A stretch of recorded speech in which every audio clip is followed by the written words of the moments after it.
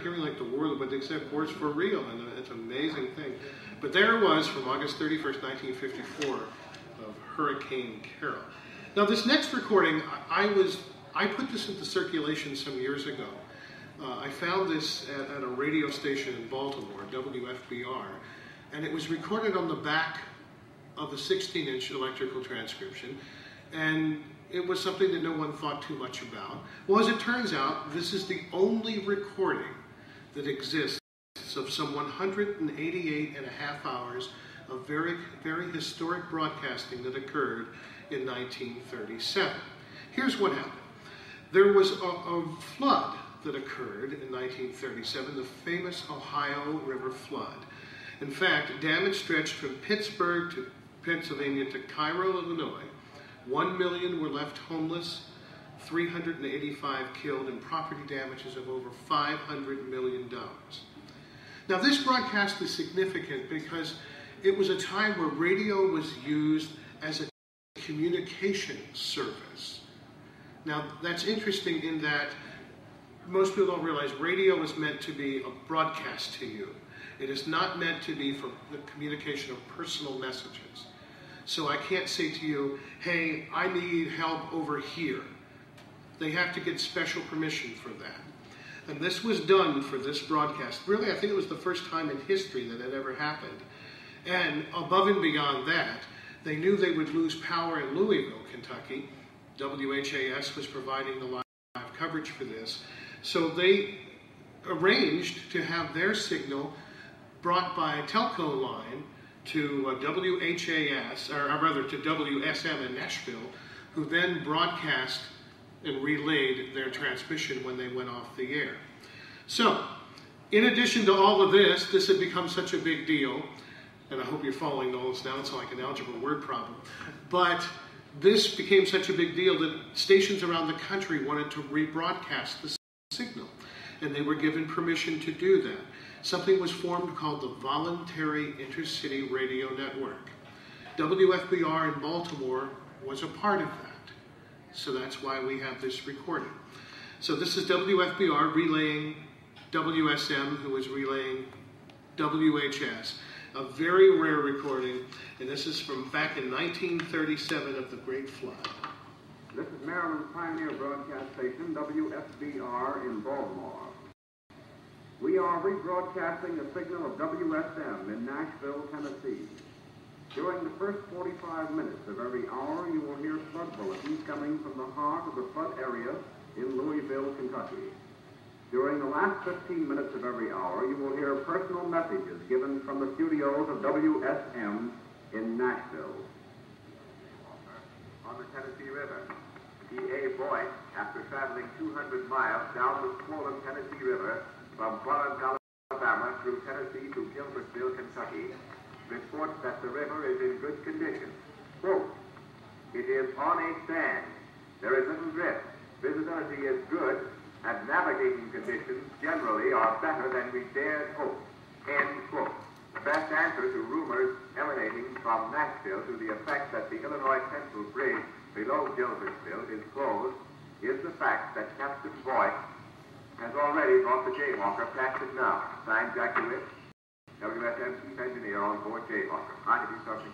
Tom, I think we should advise the points where these refugees are being cared for, that WSM is broadcasting these bulletins, and that they should listen so that we might possibly get in touch quicker with some of these refugees that we're trying to contact. Don't you think that's a good idea? Yes, I do. We should impress on the pick-up points to be sure to listen to the WSM bulletins that we're getting on the, what time we give them, Tom? After the last 15 minutes of every hour, this applies to all refugee stations and all places where there are refugees from the flooded areas of the Ohio River. This applies to Evansville, to Louisville, to Paducah, and all other points that have been flooded. We are taking from the American Legion in these towns lists of the refugees there and checking them against the telegrams we receive here at WSM. But if you can answer direct, you will facilitate matters considerably. This is WSM in Nashville, returning you now to WHAS in Louisville. This is radio station WHAS in broadcasting for flood relief through WFM Nashville, Tennessee, for the first 45 minutes of each hour, operating on 650 kilocycles and broadcasting continuously through the Volunteer Intercity Network. Again, we repeat this emergency message. Fire patrol boats operating south of Broadway are ordered immediately to 3rd and Brecon Ridge. All available boats are needed there at once. And this order comes from the police department. Attention Coast Guard boats. Coast Guard boats going from 18th and Broadway to 26th and Broadway should continue on to 26th and Humaniel at once. Milk is needed for 9 babies at Missing Persons Bureau, 1010 South 3rd Street. Will Alice Hack in Tower Boat please deliver? Attention, Dr. J.H. Pritchett, in charge of medical unit of the Southern Junior High School, wishes to announce that a false rumor has been broadcast to the effect that the Southern Junior High School is under quarantine. We wish to emphasize that such rumors are false, and that the entire area surrounding the Southern Junior High School is in a fine condition, and no quarantine exists. So there you have it, from January 27th of 1937, an air check of WFBR in Baltimore. Incidentally, and unfortunately he didn't get on this particular 15-minute cut, but one of the staff announcers for WHAS during that 188-hour period was none other than Foster Brooks, who of course went on to become a comedian and things like that. But he was, too bad we don't have a recording of old Foster. And by the way, if there's any questions along the way, please let me know. And yes, sir. I find it very interesting the use of the word refugees, because during Hurricane Katrina, people got very, very angry at the use of the word refugees. Because, you know, these aren't refugees, these are Americans. Exactly. And a refugee is a perfectly legitimate word to use in this circumstance. And of course, just for the radio audience who can't hear that, we're talking about the refugee reference in this recording, of course, not being acceptable today. Amazing thing. Which I think is totally improper. They were just trying to, flex their PC muscles. We were a lot friendlier back in 1930. Yeah. So anyone else before we move along? And again, that was a recording, and this is how some of these historical documents, and like I said, this is historical in many ways because of what that is. And that was something that, again, that we found on the backside of a 16-inch DT that no one knew what it was. And in fact, to this day, if you research this on the internet, they'll tell you that there are no recordings of this that exist. Well, you just heard a little piece of it. And there's actually about a 20-minute piece of this that exists. And this is where we go to the shameless plug, by the way. Everything that we are playing here today is available in its raw form at the table right on the other side of here at oldtimeradio.mp3.com. And that's the last we'll say that, but it's there. And I've said it, and I'm glad. We're going to move on to 1945.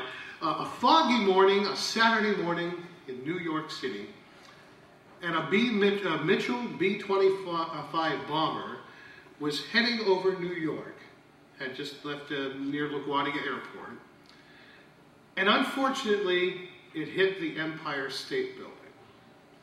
And this is a recording. A lot of times you'll hear the ABC and the usual coverage.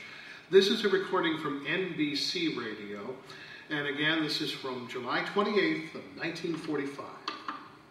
78th and the 79th stories of the Empire State Building right here in New York City. As near as we have been able to check, the bomber was en route from Boston to Newark. It attempted to land at LaGuardia Field, but was redirected because of bad weather. And then, from all we've been able to gather, from interviewing people at or near the scene, the plane apparently began to misfire. The engines went out, and that apparently so far is the reason ascribed for the crash. There, of course, has been no official statement made by the Army yet. The Army probably will make a statement as soon as their investigation is completed. But from everything we've been able to gather from bystanders, people who were at the scene, people who saw the crash, the motors of the ship were missing, and the pilot apparently lost control of the ship and it crashed into the Empire State Building.